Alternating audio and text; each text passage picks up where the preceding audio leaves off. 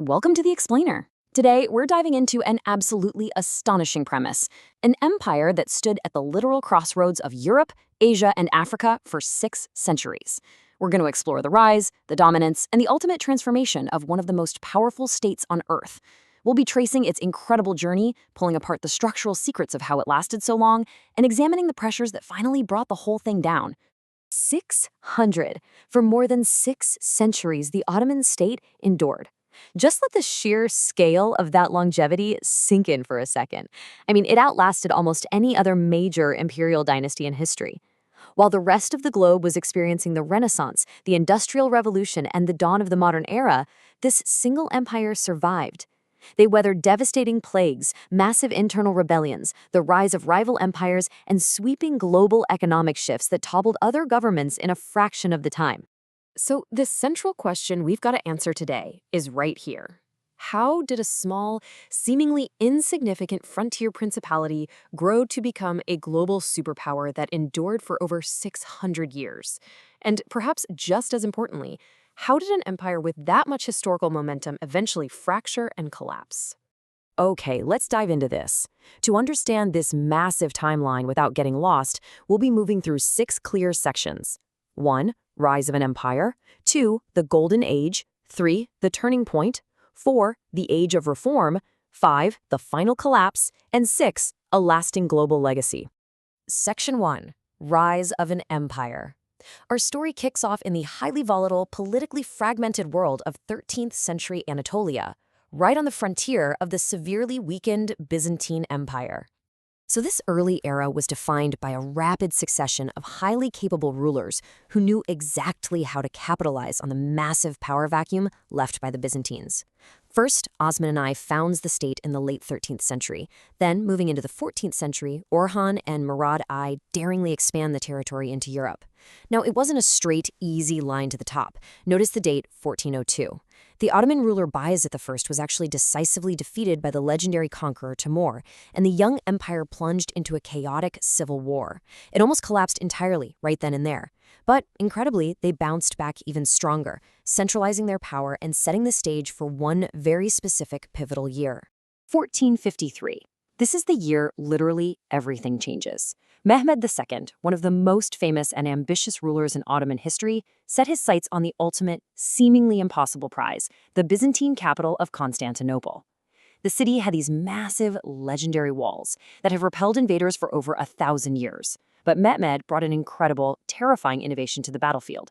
Cannons so massive they had to be hauled by dozens of oxen, firing stone balls heavy enough to literally shake the earth. After a brutal, relentless siege lasting several weeks, those ancient defenses were finally broken. The Byzantine Empire came to a definitive end. This was a completely transformative victory that sent shockwaves across the entire world. Constantinople became the glittering Ottoman capital, Istanbul, cementing them officially as an unshakable Mediterranean superpower. Section 2. The Golden Age. We're jumping into the 16th century now, an era of extraordinary heights under Suleiman the Magnificent, where the empire stretched across 3 massive continents. Now, what's really interesting about this is how they actually pulled off ruling such a vast territory. The Ottoman Empire wasn't just Turkish, it was an incredibly diverse, complex imperial system. We're talking Muslims, Christians, Jews, Arabs, Greeks, Slavs, and countless others. Their absolute brilliance was in their governance approach. They balanced a strong central administration, led by the Sultan, governors, and military commanders, with remarkable local autonomy. Religious communities were allowed to maintain their own legal institutions and cultural customs. This pragmatic flexibility was absolutely crucial for governing without provoking constant draining rebellions. But you can't hold an empire together with just good administration, right? You need a formidable military backbone. And for the Ottomans, that was the Janissaries. They were an elite, highly trained infantry corps directly tied to the state and fiercely loyal to the Sultan, known for their strict discipline and terrifying marching bands that would literally strike fear into opponents. They played a huge role in aggressively expanding the empire's borders. Alongside the elaborate administrative culture centered at the Topkapi Palace, they were the absolute pillars of Ottoman power. Section 3. The Turning Point. Now, maintaining an empire of this massive scale required enormous logistical resources. And while the Ottomans were managing their vast internal affairs, Western European powers were rapidly modernizing their navies and maritime trade routes. And this brilliantly illustrates the shift in global momentum. Just look at these two moments in history. In 1529, the Ottoman siege of Vienna demonstrated immense power, striking existential fear into the heart of Europe. But contrast that with the Second Siege of Vienna in 1683. That failed siege was vastly different. It actually sparked a massive, coordinated European counteroffensive, resulting in substantial territorial losses for the Ottomans. The golden era of unstoppable outward expansion was officially over. Section 4. The Age of Reform. By the 18th and 19th centuries, facing a rising, rapidly industrializing Russian Empire and growing internal friction, the Ottoman rulers realized they desperately needed to modernize to survive. This harsh realization led to the Tanzimat, a sweeping era of fundamental reforms starting in 1839. The state tried to aggressively reorganize its military, modernize its deeply entrenched bureaucracy, and centralize power. But here's the catch. Reforming an ancient empire from the top down is incredibly difficult. Powerful traditional groups, particularly the Janissaries and provincial leaders, heavily resisted these sweeping changes, because modernization directly threatened their established privileges and wealth. Compounding that fierce challenge of reform was an even more dangerous modern force: nationalism. As 19th century ideas of national identity spread, subjects began seeing themselves not as part of an empire, but as distinct nations.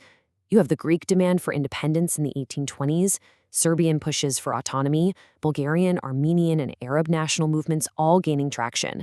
It posed an impossible question. How do you maintain loyalty to one imperial state when your diverse subjects increasingly want independent nations of their own? Because of these cascading territorial losses and highly publicized internal struggles, European diplomats began mockingly referring to the Ottoman Empire with this famous phrase, the sick man of Europe. Now, it's crucial to look at this impartially. Yes, the empire was weakened and losing territory, but that phrase is actually a bit misleading. The Ottoman state still commanded massive, modernizing armies and held absolutely critical strategic importance, which they clearly proved by surviving the grueling horrors of the Crimean War alongside British and French allies. Section 5. The Final Collapse. We're now entering the desperate final years of the empire in the early 20th century, marked by internal revolutions like the Young Turks in 1908 and a catastrophic entry into global war. These final years were a rapid sequence of devastating conflicts. The brutal Balkan Wars of 1912 and 1913 stripped away almost all of their remaining European lands. Then, an already severely weakened empire made the fateful decision in 1914 to enter World War I alongside Germany.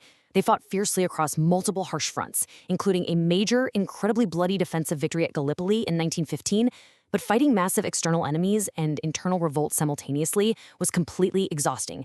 By 1918, the war was comprehensively lost. An armistice was signed, and Allied powers began occupying the historic Ottoman capital.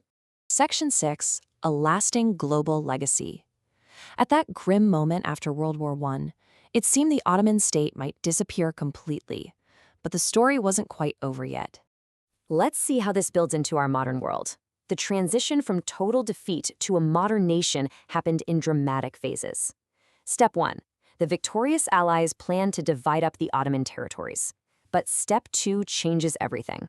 Mustafa Kemal leads a fierce, highly successful Turkish nationalist struggle against the occupying forces. This culminates in Step 3, the official abolishment of the 600-year-old Sultanate in 1922, and finally, Step 4. The modern Republic of Turkey is established in 1923. The ancient dynasty was officially gone. But an empire of that staggering size doesn't just vanish without a trace. The fall of the empire literally transformed the political map of the modern world, drawing the borders of the modern Middle East that are still the center of global focus today. Beyond geopolitics, you can tangibly see and feel their legacy right now. It's in the breathtaking architectural marvels across 3 continents, from Istanbul to Sarajevo. It's in enduring culinary traditions, linguistic ties, and historical legal frameworks spread across Europe, Asia, and Africa. Which leaves us with this final, provocative thought to chew on. If the Ottoman footprint still actively shapes the borders, the food, the buildings, and the vibrant cultures across 3 different continents to this day, did the empire truly disappear? It's a fascinating reminder that while political states and grand dynasties eventually fall, the shadows they cast on human history can endure forever. Thanks for exploring this amazing 600-year journey with me today.